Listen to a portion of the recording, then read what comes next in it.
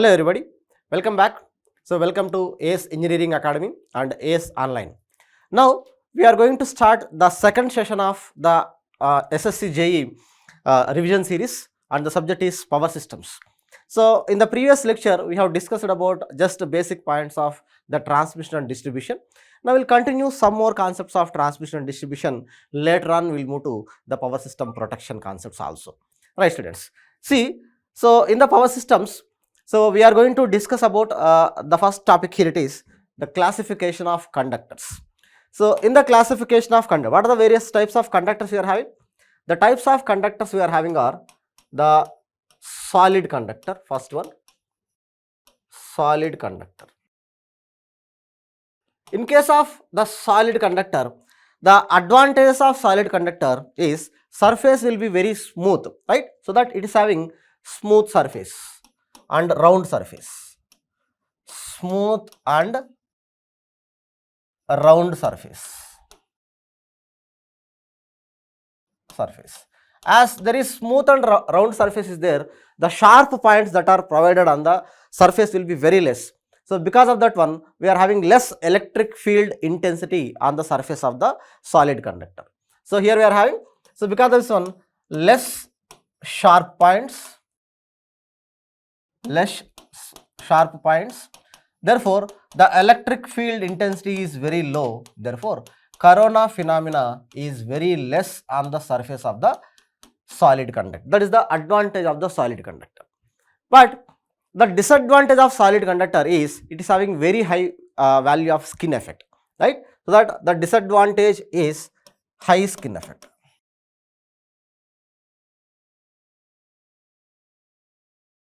High skin effect.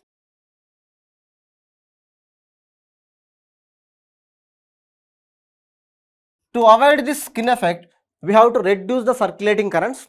So to reduce the circulating currents, we are going for stranded conductors. So that the second type of conductor we have to discuss it is stranded conductor. Stranded conductor. In the stranded conductors, the first conductor we have introduced is the all aluminum conductor. First one is all aluminum conductor. You can write as A.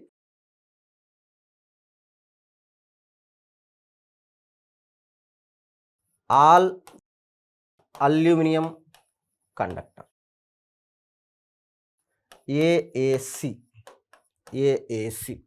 The advantage of this all aluminum conductor, it is having less skin effect, but the disadvantage is it is having less tensile strength because of the high sag will be there.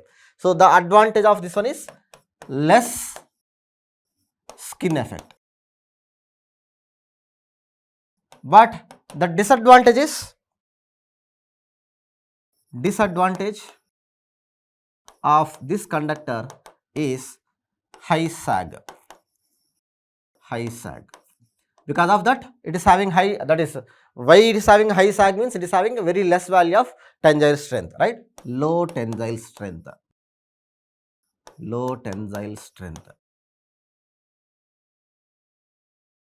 Right? So to increase the tensile strength or to reduce the sag value, we have introduced the next conductor, that is ACSR conductor, right? The next stranded conductor is the ACSR conductor.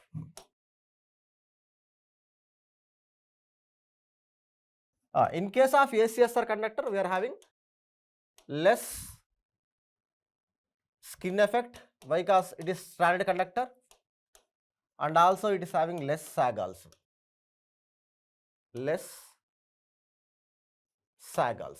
But surface is not uniform. As surface is not uniform, in case of all stranded conductors, it may be the all aluminum conductor or it may be ACSR conductor, they are having high value of corona, right?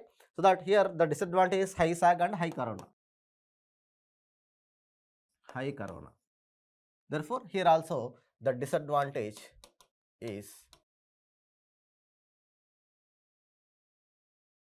high corona, right? So that major problem in almost all the conductors is high corona.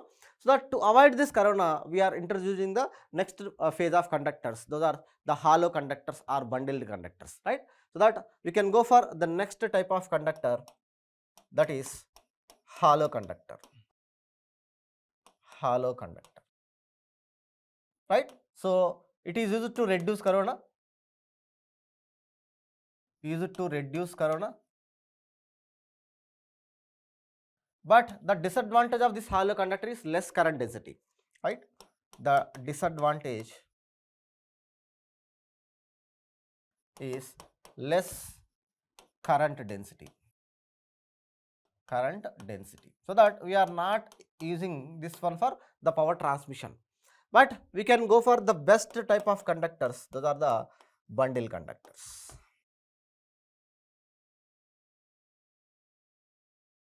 Bundled conductors. So use it to reduce corona majorly. Use it to reduce corona, right? And they are having several advantages. So whenever the bundled conductors are you're using, so the GMR of the conductor will be increasing, right? So because of this bundled conductor, the geometric mean radius of conductor will be increasing. As a result, the inductance of transmission line will be reducing. As a result, the reactance of transmission line will be reducing. As a result, the steady state stability limit of the transmission line will be increasing. Steady state stability limit will be increasing. As inductance is reducing, automatically capacitance will be increasing here because of high value of GMR. When capacitor increases, power factor of the line, power factor of line increases. Power factor of the line increases. Of the line increases. And also the surge impedance loading of the transmission line also increases. These are the various advantages we are having about the conductors. This is the classification of conductors we are having here, right students? The solid conductors, so normally used in cables, right? So we are using the solid conductors in cables, used in cables. And whereas the stranded conductors, in that the all available conductor we are using in the service mains, used in service mains, used in service mains, right? And coming to the next conductor, that is ACSR conductor. Everywhere we are going to use ACSR conductors, right? So everywhere means we can use this one for all transmissions, both HVAC, HVDC transmission, right? So HVAC, right? AC and DC transmission and distribution. Transmission and distribution. Everywhere we are going to use this one. And hollow conductors just we are using at the bus bar location. Used at bus bar location, right? At bus bar location, to have high mechanical strength for the connections. For the connections, we are going to use the hollow conductors. And also, as the number of connections are more, their sharp points will be more. When sharp points are more, we have to reduce the electric field intensity. To reduce that electric field intensity, we are going to use the hollow conductors. And bundled conductors, right? So we can use to reduce the corona. So generally in high voltage systems, right, whenever corona occurs, so in that systems only we are going to use, right? So use that HV DC and HVAC transmission. Right? Generally we are preferring this bundled conductors beyond 220 kV level system. Why? Because 220 kV level is the critical disruptive voltage in the power system, right? So generally 275 kilovolts is the critical disruptive voltage. 80% of that 275 kilovolts is 220 kilovolts. That will be the critical disruptive voltage in the power system network. Right students? These are the classification of conductors. So important points that you have to remember here, right? And along with that, you have to study clearly about what is skin effect, how to eliminate skin effect, what are the parameters that are influencing skin effect also we have to study clearly, right? Now, next topic here it is classification of transmission lines. So classification of transmission lines. So we are classifying the transmission lines, right? Generally, so normally the basic way, initially we have to do the classification based on the wavelength of the transmission line. but based on wavelength it is not practically possible to decide the transmission line lengths, so that we are fixing certain lengths and certain voltages, right. So that based on voltage levels, based on physical length of the transmission line, based on effect of transmission capacitance in the transmission line, we are going to classify the transmission lines, right. So coming to here, the transmission lines are classified based on first one,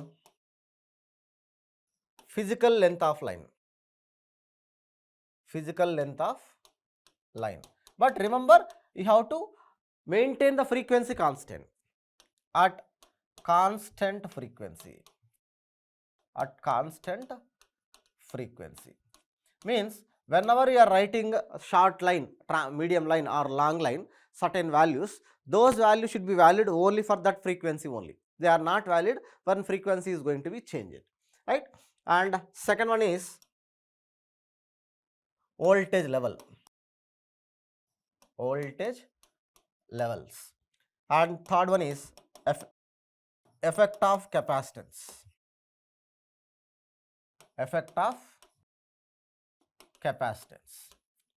and the next one is charging current. So where charging current formula IC is equivalent to V phase into Y phase, right. The voltage into admittance, it will be V phase into Y phase is J omega into C phase into line length, where C phase is in farad per kilometer. So when capacitance is in farad per kilometer multiplied with length in kilometer, overall value will be in farads, we will get that, right. Now see, whenever you are taking the charging current is going to give the variation of voltage, yes, it is taking the variation of frequency, yes, it is taking the effect of capacitance, yes, it is taking the effect of length also. So that all the three things whatever you have discussed above, what is that, frequency, line length, voltage level, effect of capacitance, all are considered in the charging current. So that majorly if you are doing the classification based on charging current, that will be the best one.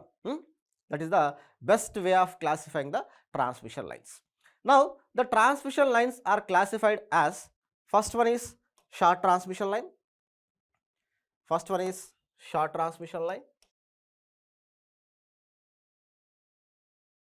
The short transmission line is having line length less than 80 kilometers and voltage magnitude less than 20 kilovolts. These are the short transmission lines. And the in case of short transmission line, as length is less, voltage level is also less, and we are maintaining frequency constant. So here charging current will be very less. That's why we are neglecting the capacitance in case of short transmission line, right? But capacitance will be existed in every case, right. We are unable to remove that, but just we are neglecting that one in the short transmission line case. Why? Because less lengths and less voltages are there. So that we are having here lumped RL model.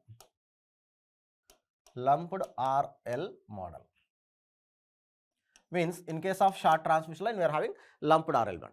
And coming to the second case, that is medium transmission line. In case of medium transmission line, line length will be above 80 and less than 160, right. So that 80 kilometers less than, line length less than 160 kilometers, and magnitude of voltages are above 20 and below 100. So 20 kilovolts less than, voltage magnitude less than 100 kilovolts. So here the line length is increased, voltage magnitude is also increased, so that we have to consider the effect of capacitance definitely. That's why here we are having lumped RLC model.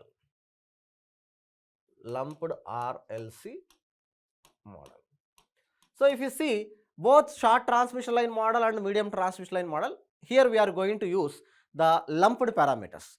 Means we are connecting the element at one particular location, resistance of total transmission line, calculating that and assuming that it is concentrated at one location. Inductance of transmission line we are calculating and it is assumed at concentrated at one location. Capacitance also concentrated at one location.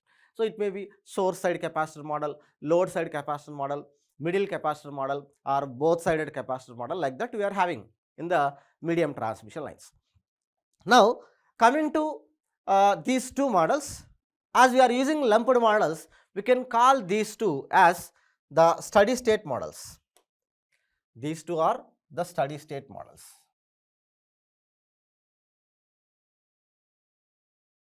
Steady state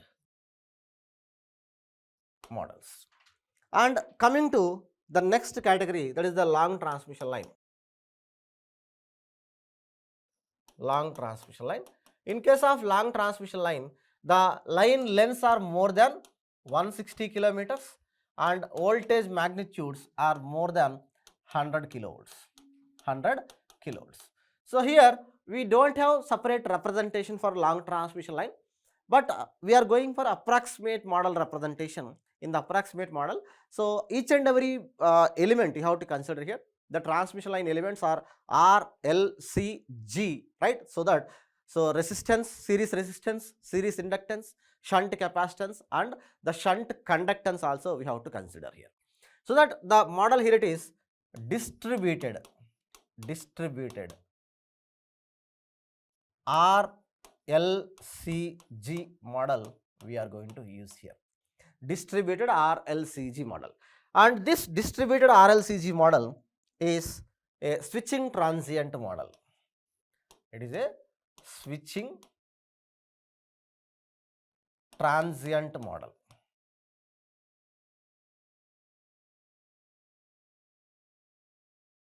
Got it, right? That is about the classification of transmission lines, right?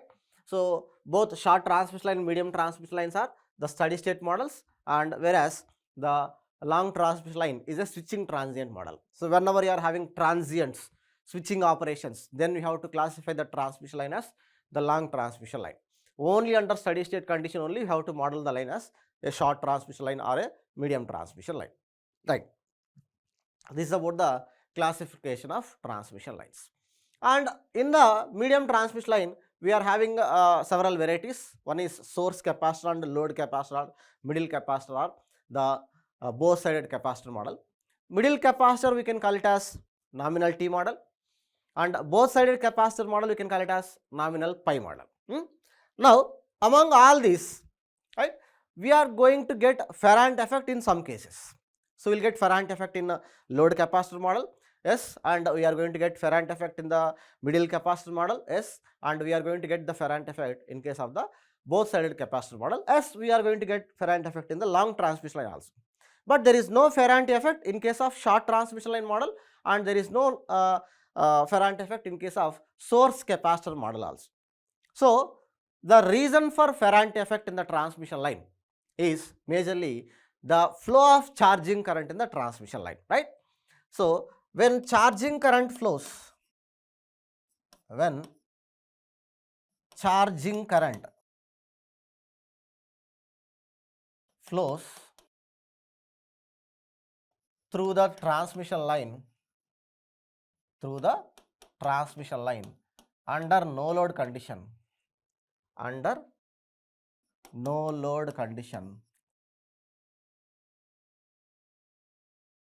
the Ferrand effect will occur. The Ferrand effect will occur. And we can see the highest value of Ferrand effect we can identify in case of the load capacitor model, right? The load capacitor model,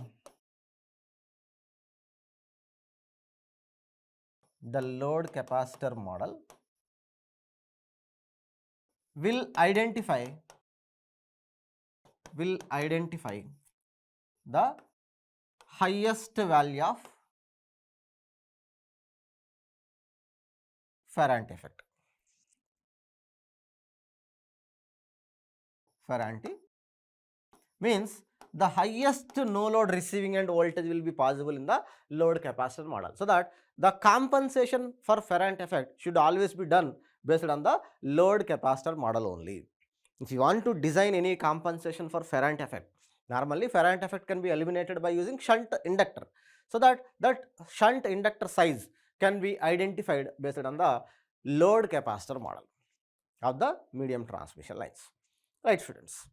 In case of long transmission line also we are going to get the Ferrand effect, right, and we are assuming the transmission line as the approximate transmission line, right students. Now, so this is about the transmission lines, right, and now we are going to shift to power system protection, power system protection. So here we are studying about what are the properties of relaying systems, right, and we have to study about the classification of relays and the circuit breakers also. So coming to the properties of the relaying system, the properties of relays are nothing but, if you see, the first property is nothing but selectivity. Select. So we should be able to select proper relay. Whenever over voltage occurs, we have to select over voltage relay. We should not select over current relay, right? So that proper selectivity should be there. So selectivity may be achieved properly in two ways. So one will be unit selectivity, one will be non-unit selectivity. Unit selectivity in the sense, whenever fault occurs inside the zone, the relay will operate. Whenever fault occurs outside the zone, the relay will not operate. Means for the faults only within the zone, the relay will be operating. For the faults outside the zone, the relay will not sense the fault also, right. The best example of unit selectivity is the Buchholz relay, right, or the differential relays, right, or the directional relays. These are the unit selectivity relays. And coming to the non-unit selectivity, means in non-unit selectivity we are having backup protection also. Means whenever fault occurs inside the zone, the relay will operate. Yes, whenever fault occurs outside the zone, then also it can sense the fault. But for the faults within the zone, it will give the primary protection. For the faults outside the zone, it will give the backup protection, right students. So backup protection will be available in case of non-unit selectivity. That is the first property. And the second property, we can write sensitivity. Sensitivity, right? We need high sensitivity. So the relay has to sense the faults very faster, right? And speed of operation, high speed of operation, or less operating time. So very fast clearing time, fault clearing time. So we need. And next one, high stability, and high reliability. We have to check.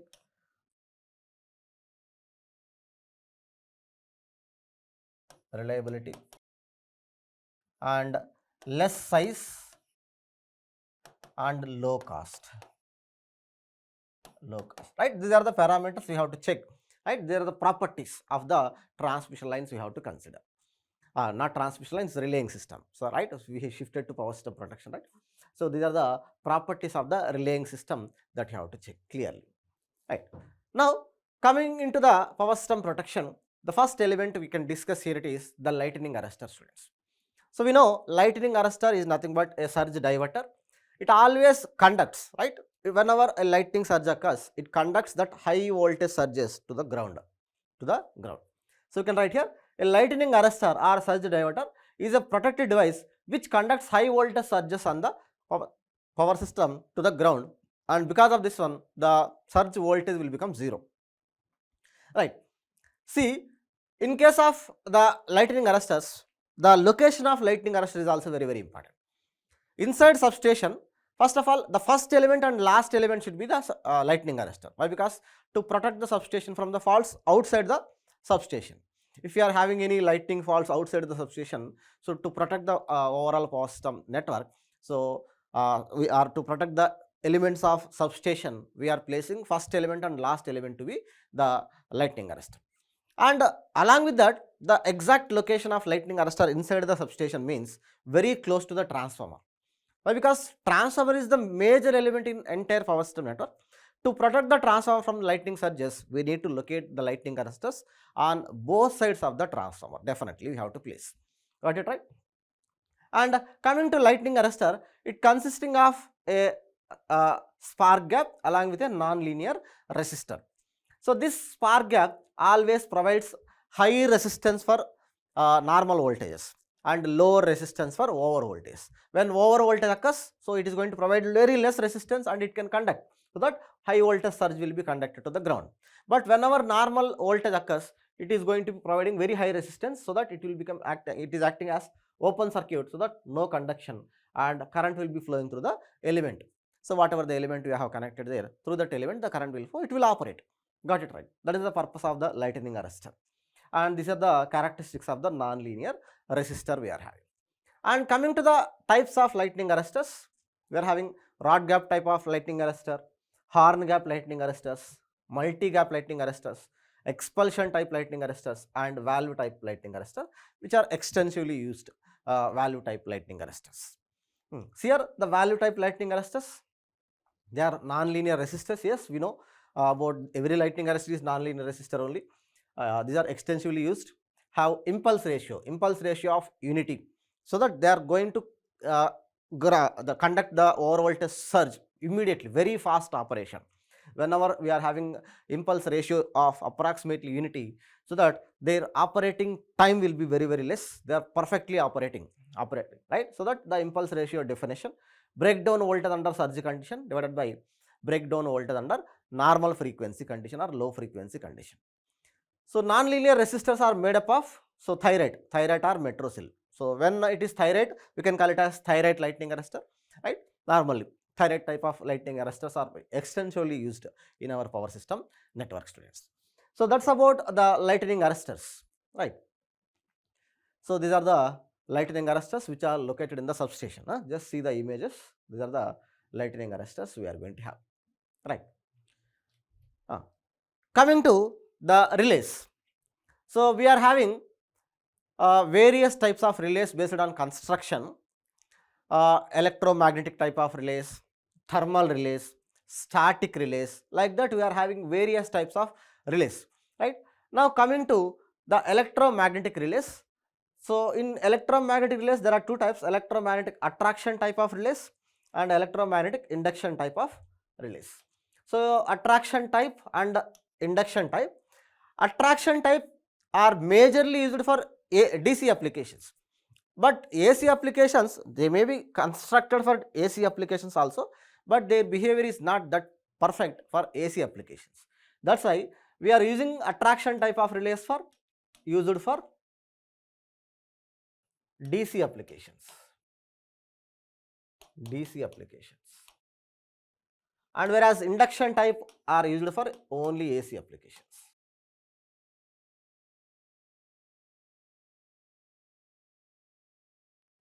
AC applications.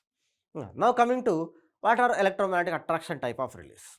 So the electromagnetic attraction type of relays are attracted armature type, balanced beam type, solenoid type, and moving iron type. So all these are the electromagnetic attraction type of relays. So they are going to operate based on the attraction principle. So that we are having one stationary electromagnet, one is moving electromagnet. So that the flux will be produced in the stationary electromagnet, and that will reach to the moving electromagnet, and that moving electromagnet will be attracted towards the stationary magnet. So like this here. So we are going to produce the flux here. This is the stationary electromagnet, this is the moving electromagnet, and here the flux will be produced and it will be attracted towards this one. Whenever it is attracting, so that it is trip signal will be sent to the circuit breaker. That is the process. This is about the electromagnetic attraction type of relays. Here we are using only for DC applications. For AC applications, their behavior is not that much perfect. Right. Now we'll see. Coming to the next one, electromagnetic induction type of relays. The best relays for AC applications we are using here. So in electromagnetic induction type, we are having two categories. One is disc type, and one is cup type.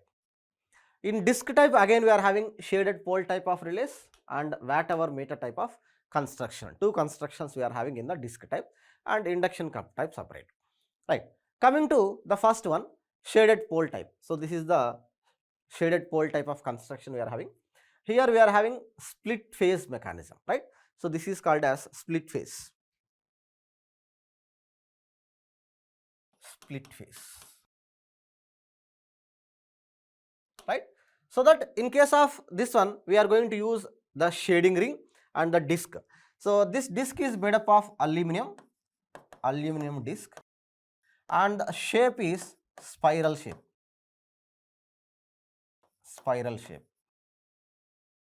Disc will be using in the shaded pole type of relay. Here flux will be producing here in the electromagnet, and that flux will reach to this part and it will be splitted into two different fluxes. So in case of this induction type of relays, the operating torque should always be proportional to two fluxes, phi 1 into phi 2 into sin alpha. So based on this equation, we are going to produce the two fluxes, where alpha is the angle between two fluxes phi 1 and phi 2. So based on that operating torque equation only, we are going to create, right? This equation is valid for all the electromagnetic type of relays. It may be any electromagnetic relay. So this equation, that is electromagnetic induction type relays. So we have to use this equation, right? So valid for all induction type relays. All induction type relays.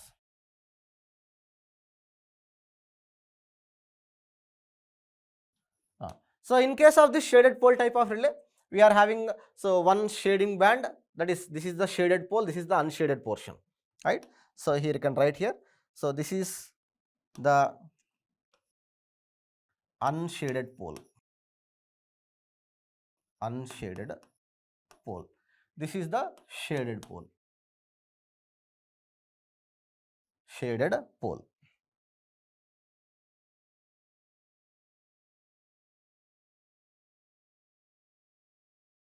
Right?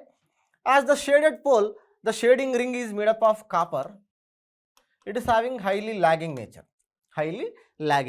Therefore, the unshaded pole flux will always leads the shaded pole flux. That's why the disk rotation will always starts from unshaded portion to the shaded portion, leading to the lagging. So that the disk rotation will always be from unshaded pole to the shaded pole, right? So that here you can write disk rotation will be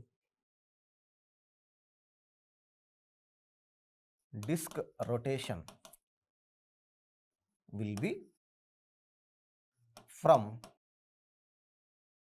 unshaded pole to shaded pole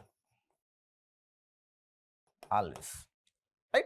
In case of this shaded pole type of relay. And in case of this shaded pole type of relay, the torque equation is also very, very important. The torque equation, this is the initial basic torque equation, and the final torque equation we are going to get here. It is the operating torque is nothing but some constant K into phi m1 into phi m2 divided by R into sin alpha. Phi m1, phi m2 divided by R into sin alpha, where phi m1, phi m2 are the maximum fluxes that are linking from poles to the disc. Just see here, how can we increase the operating torque? To increase the operating torque, we have to increase the fluxes, or we have to reduce the resistance, or we have to increase the alpha. Alpha is the angle difference between two fluxes, phi m1, phi m2. Suppose if the question is like this, in case of induction disc type, that is shaded pole type of relay, operating force can be increased by, what is the operating force or operating torque equation? It will be some constant K into phi m1, phi m2 divided by R into sin alpha, right? Some constant K also you can take here. Now tell me, students, how can we increase the operating force or torque? To increase the operating torque, increase the flux or reduce the resistance. So that use low resistance aluminum disc. Using high resistance aluminum, wrong answer, right? We have to use low resistance aluminum disc. And angle difference. So whenever alpha is 0, torque will be 0, no force. So that alpha should be 90, so that to have the maximum torque. So that alpha should be 90. The angle difference between should be 90. Having an angle between them as 0, but it should be 90, then only it will be maximum. It is also wrong. Now we have to increase the flux. To increase the flux, we need to reduce the reluctance, right? So that the reluctance between these two. So to reduce the reluctance, we need to reduce the air gap. So that maintain less air gap, minimum air gap between the core and the disk. This is the core and this is the disk. So we can write here having maximum distance, no, having minimum distance between the disk and the core. So that will be the perfect answer we can give, right students? This is a question we are having in the shaded pole type of construction. One more question is also there. The torque produced in induction relay shaded pole type is maximum when fluxes are displaced by. So actually fluxes are displaced by, what is the answer here? 90 degrees. So whenever they are displaced by 90 degrees, then it will be maximum. So that these two are wrong answers.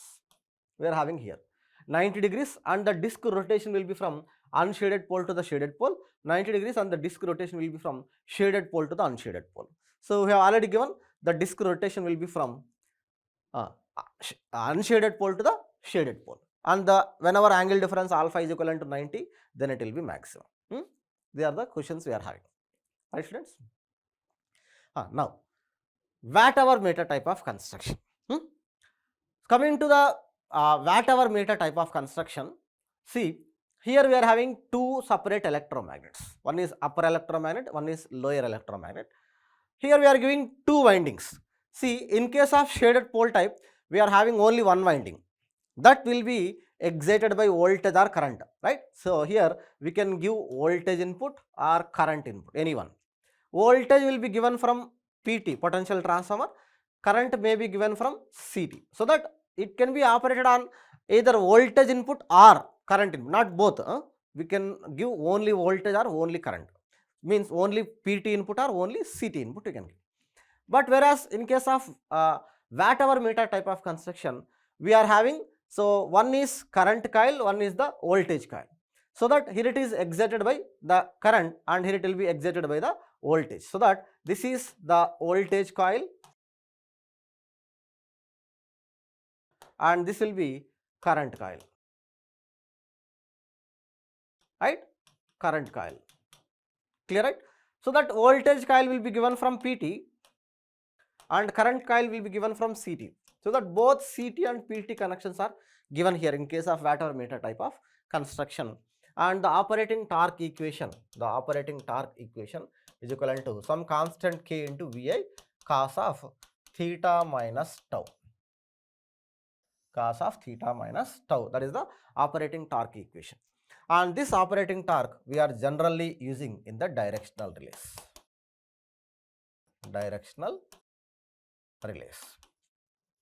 But whereas by using shaded pole type of construction, this operating torque we are normally using in the over current relay or over voltage relay, right? So that used in over current or over voltage relays. But whereas here, so this we are going to use in the directional relay construction. And coming to the induction cup type, induction disc type, that is watt hour meter type equation and induction cup type equation, both are same only, but here we are going to use cup structure for rotating part, right? So the aluminum cup only we are going to produce here. So this aluminum cup is going to rotate, but here the weight of cup is less than that of weight of disc. As weight is less, torque will be more. You can write here the torque to weight ratio,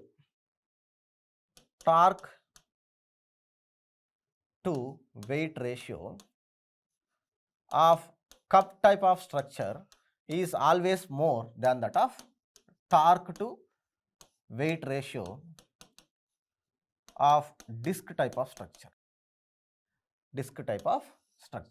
So that they are having high operating torque. Because of that one, these are used in the fast relaying systems, right? So used in fast relaying system.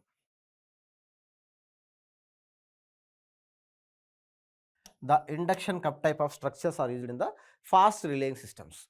Are more efficient torque production schemes are to be done with the induction type of structures. These are the constructions of the relays we are having. Correct? Now we can write the universal relay torque equation as the universal relay torque equation. The universal relay torque equation. What is that? The net torque in the relay is equivalent to some constant k1 into I square plus k2 into v square plus k3 into vi cos of theta minus tau minus k4. Right? Here this is for over current relay, this is for over voltage relay, and this is for directional relay, and this is for restraining torque. Right? So these are the universal relay. Whenever you are using over current relay, make k2 k3 0, k1 is positive, like that k4. So that k1 I square minus k4 is the over current relay. If you want to make over voltage relay, make k1 0, k3 0. You can construct over voltage relay. If you want to make directional relay, make k1 k2 0. These are the constants you have to make 0 while making the other relays. Right? Now coming to first one, over current relay. So what is the net torque equation? K1 into I square minus K4. That is the net torque equation. Here, if you want to control I pickup, the pickup current can be controlled by adjusting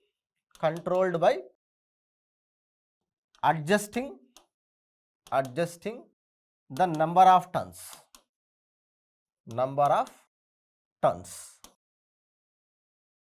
Right? So by adjusting the number of turns of the relay operating coil, right, so we can control the pickup current, right? So that is called as percentage current setting. So that percentage current setting is nothing but, so you can write here in terms of I pickup. I will write here I pickup. If you want to get multiple pickup currents, I pickup is nothing but percentage current setting into I relay.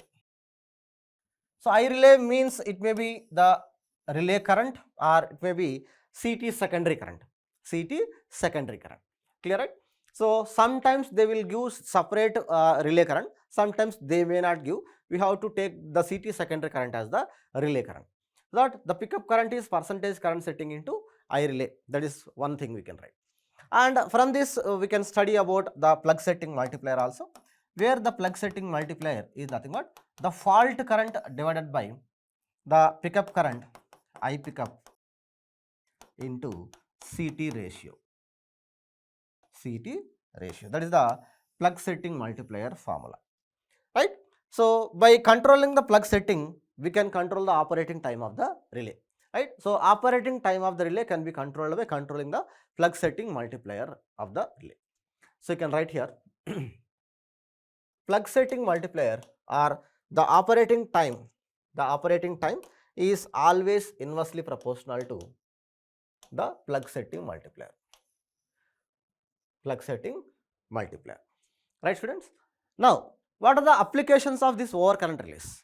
Everywhere we can use the overcurrent relays. Overcurrent relays are used for protection of any element, protection of generators, protection of transmission lines, protection of transformers, protection of motors. Everything we can use the overcurrent relays, right? So applications: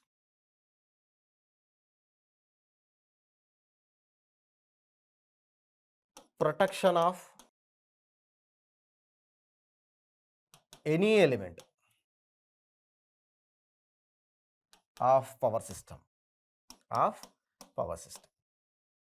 But there are some special cases. In that special cases, we are unable to use this overcurrent relays every time. Actually, the overcurrent relays are called as non-directional relays. Overcurrent relays are nothing but non-directional. They will operate in both the direction. Non-directional relays, right? So that in some particular cases, sometimes the relays will be mal operated. In that particular cases, we have to increase the reliability, to avoid unnecessary operations, we have to go for the directional relays, right? Means directional overcurrent relays. So directional element along with the overcurrent element you have to go, right? So coming to the next one, the directional relays. So the directional relays are used for protection of, right? So the applications same, the operating torque. What is the operating torque? Some constant K3 into Vi cos of theta minus tau minus K4. That is the restraining torque, right? The applications of directional relays. These are used for protection of parallel feeders, protection of parallel feeders, and protection of interconnected distribution system, protection of interconnected distribution system,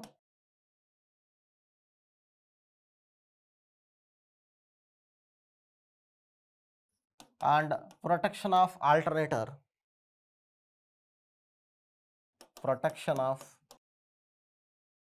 alternator from failure of mechanical input.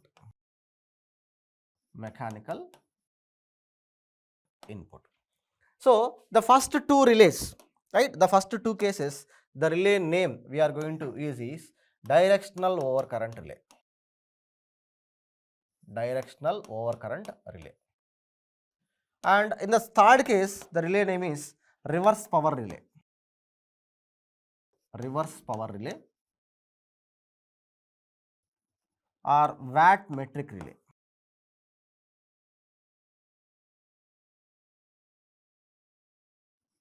Watt metric relay. These are the relays we are having. That is the applications of the directional relays and directional overcurrent relays, right? Protection of parallel feeders and protection of interconnected distribution systems. So normally the directional overcurrent relays are required where the direction of the current is reversing, right? So whenever current reversal takes place, then only we need the directional overcurrent relays in the power system network, right students? So if you see the directional overcurrent relays, the directional overcurrent relays are required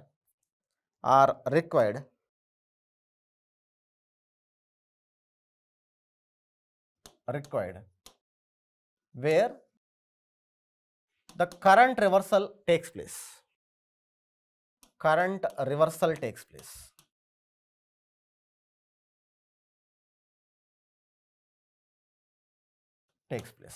Generally, in parallel feeder system, right? These are placed at load location normally, not at the source location. At source location, we need the non-directional relays. At load location, in which cases current reversal takes place, there only have to use the directional overcurrent relays. Clear, right? So the normally we have to use these directional overcurrent relays at the load location, non-directional relays at the source location. Particularly whenever the current reversal takes place, then only we have to use the directional overcurrent relays at the load location, otherwise not required. Right? They are used only to increase the reliability of the system. We can protect the system by using non-directional relays also, no problem. But reliability will be very, very less. Unnecessarily some relays are sensing the fault, they may operate. Right? So to avoid that one, we are going for directional overcurrent relay, students. Right? Coming to the distance relays. So in case of the distance relays, we are having three types. One is impedance relay.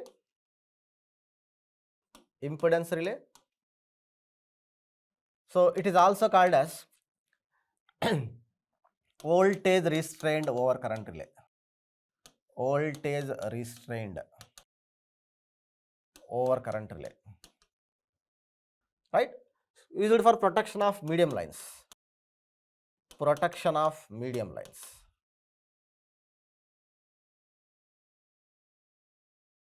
And the operating zone in Rx plane, it is R and it is X plane, it is a circle. Where the operating zone will be inside the circle, right? Inside the circle only it is going to operate, and beyond this zone it is not going to operating. Here it is operates. Here that is the operating zone of the impedance relay. And coming to the next relay, that is the reactance relay.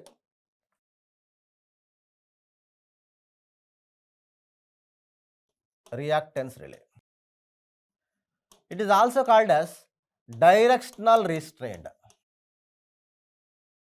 Directional restrained over current relay. Over current relay, right? Used for protection of short transmission lines. Protection of short lines and also earth fault protection. Earth fault protection. Also we can use this one. And the operating characteristics in RX plane will be a line parallel to the R axis, resistance axis. This is R and this is X. And one more relay we can take here, it is Moore relay. The most important relay, Moore relay. It is called as voltage restrained directional relay. Voltage restrained directional relay. Right? It is used for protection of long lines. Protection of long lines.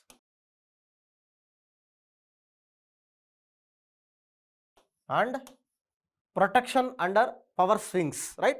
Power swings. Power swings, right? And also the operating characteristics of this relay is like it is also a circle, and the operating zone inside the circle.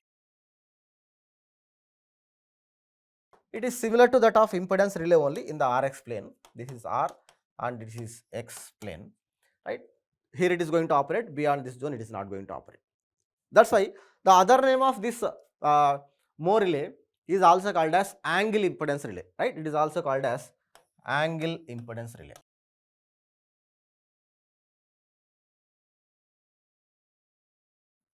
Angle impedance relay, right students? And it is used for protection of long lines and protection under power swings.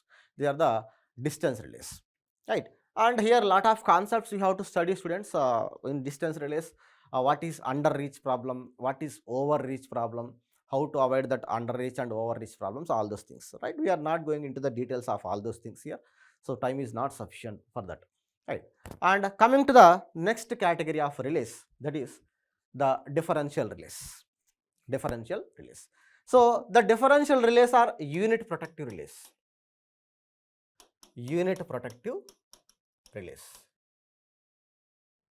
The differential protection scheme is also called as merge price protection scheme. Merge price protection scheme.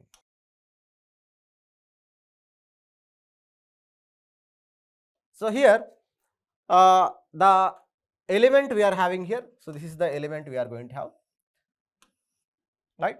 So this element may be winding of any generator, or it may be transformer, or it may be a bus bar. On both sides of this one we are going to place the relays here, and these will be connected by using the pilot wires. Pilot wires, right?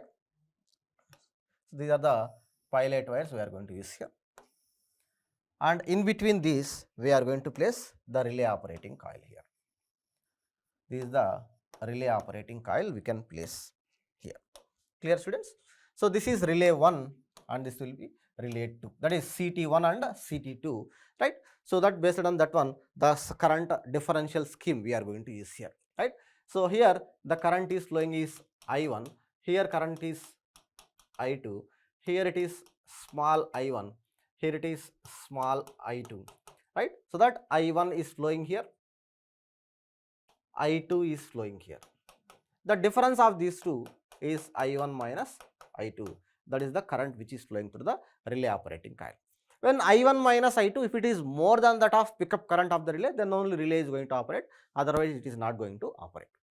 And the applications of this differential relays are protection of, right? Applications you can write. protection of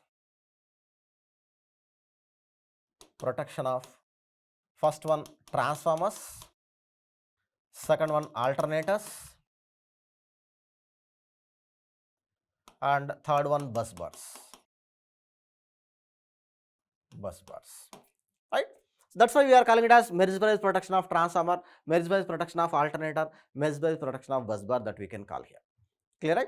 That is the differential protection scheme. And in case of the transformer protection, so here the element will be transformer winding we can place. So in transformers we are having various types of faults, some small faults and large faults. Small faults we are calling it as the incipient faults.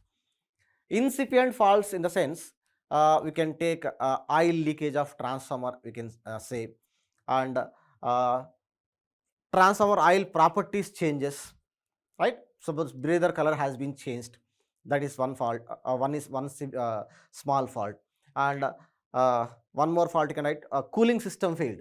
Whenever cooling system is failed, oil will be expanding to very high value, right? So that is also called as the small fault only, incipient faults. So that incipient faults are nothing but, we can take failure of cooling system, transformer oil leakage, change of properties of the transformer oil, and you can write interturn faults, right? From all these faults, to protect the transformer, we are having one relay, that is the Buchholz relay, right? The Buchholz relay is used to protect,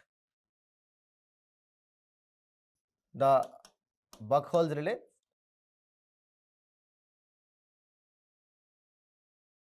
is used to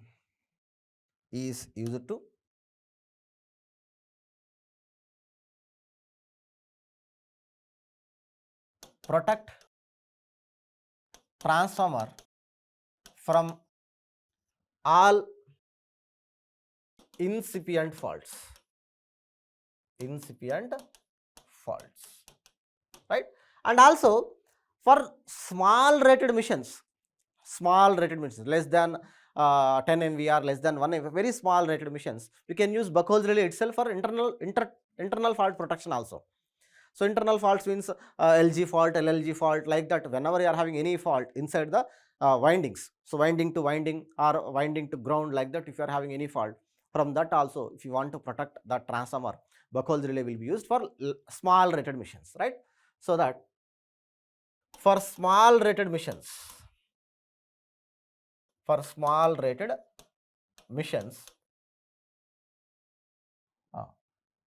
relay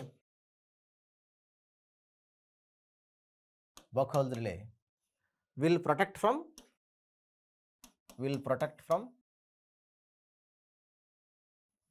internal faults also.